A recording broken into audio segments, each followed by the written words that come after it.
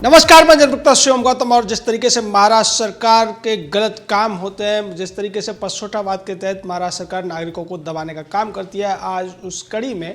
Bombay high court और chief metropolitan magistrate के अदालत के साथ साथ सुप्रीम कोर्ट की तरफ से के वेणुगोपाल जो अटॉर्नी जनरल है उनकी तरफ से भी कई सारे झटके लगे हैं महाराष्ट्र सरकार को। दरअसल महाराष्ट्र सरकार ने समीर ठक्कर नाम के एक ट्विटर यूजर के खिलाफ जिस तरीके से तीन FIR दर्ज कराई और उसके बाद उसको एक के बाद एक तीनों मामलों में गिरफ्तार कराया गया, जबकि उसको 2 बार जमानत मिल चुकी थी। लेकिन बाद में समीर ठक्कर को जमानत दी जाती है, लेकिन इस शर्त के साथ कि वो अपने ट्विटर अकाउंट का, सोशल मीडिया अकाउंट का इस्तेमाल नहीं कर सकेगा।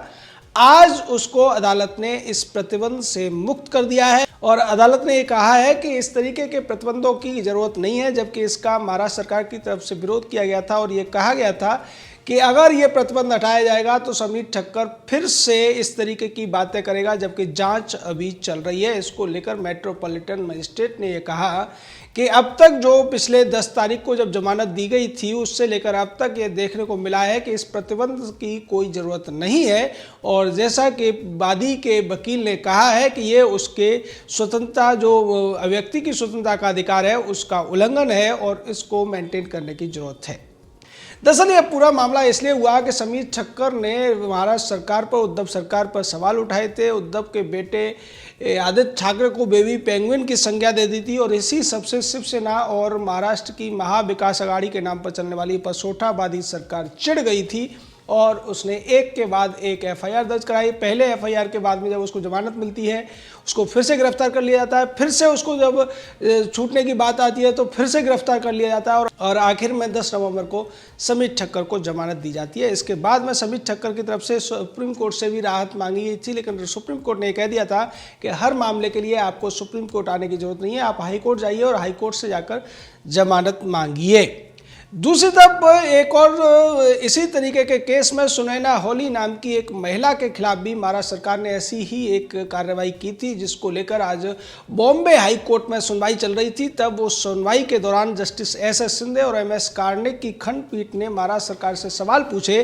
कि राज्य सरकार को इस बात का कम से कम थोड़ा धैर्य रखना चाहिए कि अगर कोई नागरिक उसकी आलोचना करता है तो उसे सहने की हिम्मत रखनी चाहिए। और दूसरी तरफ जो नागरिक कोई भी इस तरीके की टिप्पणी करता है, क्या महाराष्ट्र सरकार उसके खिलाफ, हर उस नागरिक के खिलाफ जिसकी टिप्पणी में उसको अपनी आलोचना दिखाई देती है, इस तरीके के एक्शन लेगी और ये कितने एक्शन लेगी? निश्चित तौर पर ये जो सवाल उठाया गया है महाराष्ट्र के हाई कोर्ट के द्वारा, बॉम्बे हाई कोर्ट के द्वारा, ये बड़ा सवाल है और उद्धव ठाकरे, आदित्य ठाकरे, संजय राउत जैसे लोगों की आंखें खोलने वाला है। शरद पवार और सोनिया जैसे लोगों की आंखें खोलने वाला है, जो ये चाहते हैं कि कोई भी अगर उनके खिलाफ थोड़ी सी भी आलोचना करे, सवाल उठाए, तो उनके खिलाफ पुलिस कार्रवाई होनी चाहिए। सुप्रीम कोर्ट का भी जो आदेश था अर्नब गोस्वामी वाले मामले में, उसमें भी कुछ यही संदेश दिया गया था, जिसमें जस्टिस धनंजय चंद्रचूड़ और इंदिरा बनर्जी शामिल थे। उन्होंने भी यही कहने की कोशिश की थी कि नागरिक का ये अधिकार बनता है कि वो अपनी सरकार से सवाल करे, लेकिन हर सवाल के लिए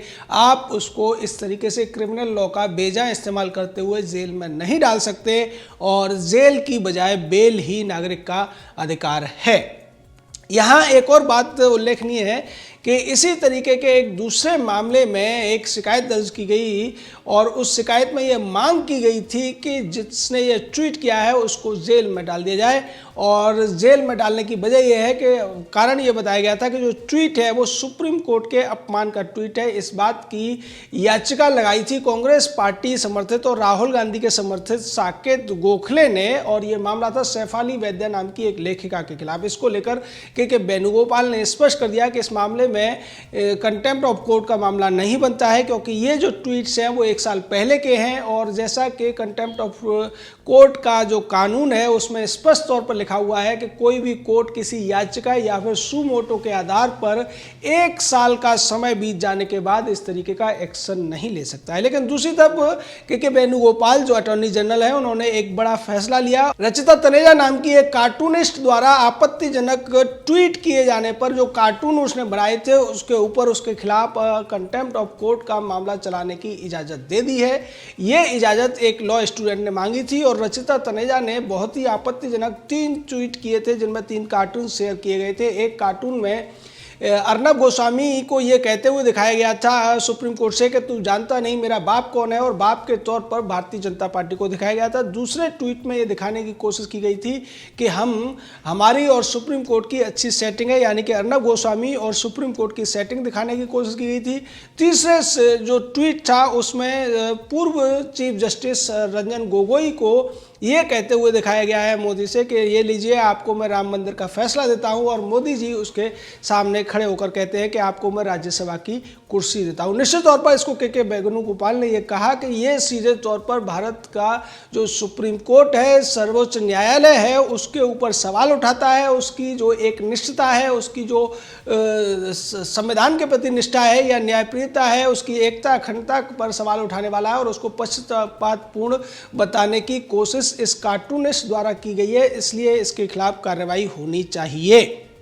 यहाँ निश्चित तौर पर यह पूरा का पूरा मामला कांग्रेस और शिवसेना एनसीपी जैसे दलों की एक साजिश को दर्शाता है कि एक लेखक के खिलाफ वो कंटेम्प्ट ऑफ कोर्ट का मामला लेकर आ रहे हैं क्योंकि वो उसने 1 साल पहले कुछ ऐसी टिप्पणियां की थी। दूसरी तरफ ये लोग उस व्यक्ति का बचाव कर रहे हैं जो सुप्रीम कोर्ट के खिलाफ इस तरीके के आपत्तिजनक ट्वीट करता है और उसमें यह व्यक्ति की स्वतंत्रता ढूंढते हैं। वहीं जब अर्नब गोस्वामी या फिर समीर ठक्कर के खिलाफ ऐसी कार्रवाई की जाती है तब ये वहाँ पर स्टेट के विशेषाधिकार की बात करने लगते हैं। यानी कि यहाँ ये दोनों ही तरफ की बात करके अपना उल्लू सीधा करना चाहते हैं, लेकिन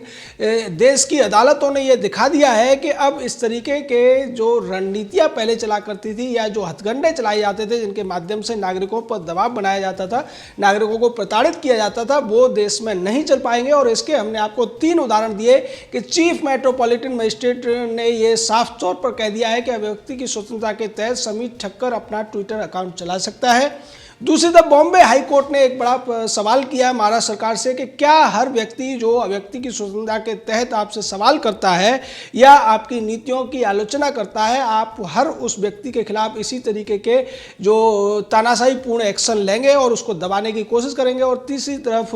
जो अटॉर्नी जनरल हैं, भारत के सर्वोच्च वकील आप कह सकते हैं सरकार की तरफ से, या सुप्रीम कोर्ट के सर्वोच्च अधिकारी कह सकते हैं आप सरकार की तरफ से, उन्होंने जिस तरीके से एक ट्वीट करने के जो ट्वीट के माध्यम से सुप्रीम कोर्ट की अवमानना करने की कोशिश की गई थी उसके खिलाफ कार्रवाई की अनुमति दे दी है। और ऐसा उन्होंने पिछले हफ्ते भी किया था जब कुणाल कामरा नाम के एक व्यक्ति ने सुप्रीम कोर्ट के ऊपर सवाल उठाए थे और तमाम उल्टी सीधी बातें अपने ट्वीट्स में लिखी थी। उसके बाद कुणाल कामरा के खिलाफ भी इसी तरीके की इजाज़त दी गई थी कंटेम्प्ट ऑफ कोर्ट का मामला चलाने की। दूसरी तरफ 2 नागरिकों के खिलाफ ऐसी शिकायत और मिलती है और उसमें भी उन्होंने स्पष्ट कर दिया है कि यहाँ ये मामला नहीं बनता है।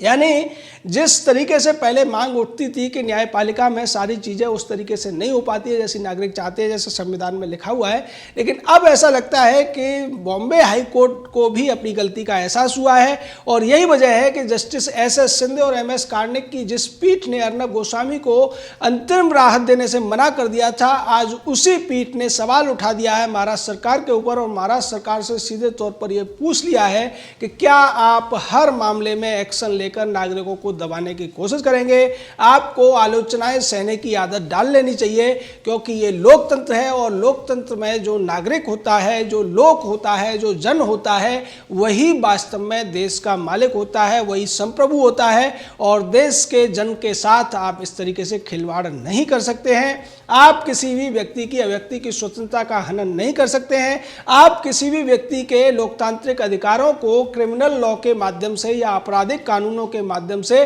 पुलिस के माध्यम से खासकर दबा नहीं सकते, उनको उससे वंचित नहीं कर सकते हैं। ये जो बातें हैं ये बेहद जरूरी हैं, बेहद मौलिक बातें हैं। भारत के संविधान के शुरुआती चैप्टर्स में इन्हीं का उल्लेख है। भारत के संविधान में सबसे पहले मौलिक अधिकारों की बात होती है, लेकिन उन्हीं मौलिक अधिकारों का हनन जब पुलिस करती है या प्रशासन करता है या किसी प्रदेश की जो सरकार है वो करती है तो निश्चित तौर पर सवाल उठते हैं और सवाल उठकर ऊपर सुप्रीम कोर्ट तक जाते हैं। लेकिन जैसा कि अर्नब गोस्वामी के मामले में हुआ था, जस्टिस धनंजय यशवंत चंद्रचूड़ और इंदिरा बनर्जी की खंडपीठ ने एक संदेश दिया था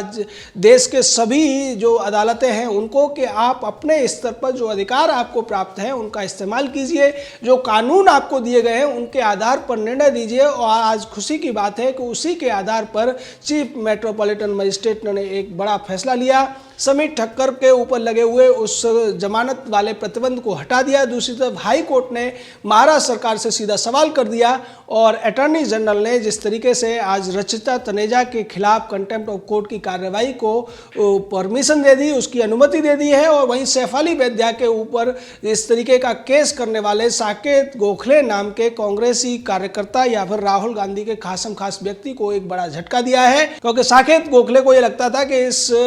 कंटेम्प्ट ऑफ कोर्ट की कार्रवाई के बहाने वो सैफ अली वैद्या को चुप करा सकते हैं। सैफ अली वैद्या एक लेखिका है और अपने ट्वीट्स और अपनी बेबाकी के लिए जानी जाती है। वो राष्ट्रवादी सोच रखने वाली है। कांग्रेस, एनसीपी और शिवसेना की ये एक साजिश है कि जो भी राष्ट्रवादी सोच रखते हैं, राष्ट्रवादी विचार रखते हैं, उन सभी लोगों को निशाना बनाया जाए और उनके खिलाफ या तो पुलिस कार्रवाई हो या कोर्ट की कार्रवाई में उनको फंसा दिया जाए। लेकिन यहाँ पर जीत राष्ट्रवाद की होती हुई दिख रही है, जीत भारतीयता की होती हुई दिख रही है, जीत भारतीय संविधान को मानने वालों की होती हुई दिख रही है। और महाराष्ट्र के पसोठाबाद की निश्चित तौर पर यह हार है। उद्धव ठाकरे के ऊपर हर बार सवाल उठते हैं, हर कोर्ट की कार्रवाई में सवाल उठ रहे हैं, उसके बावजूद उद्धव ठाकरे न तो मानने को राजी है न सुधरने को राजी है। पर कब तक चलेगा ये सब, ये देखने वाली बात है। जय हिंद, जय भारत।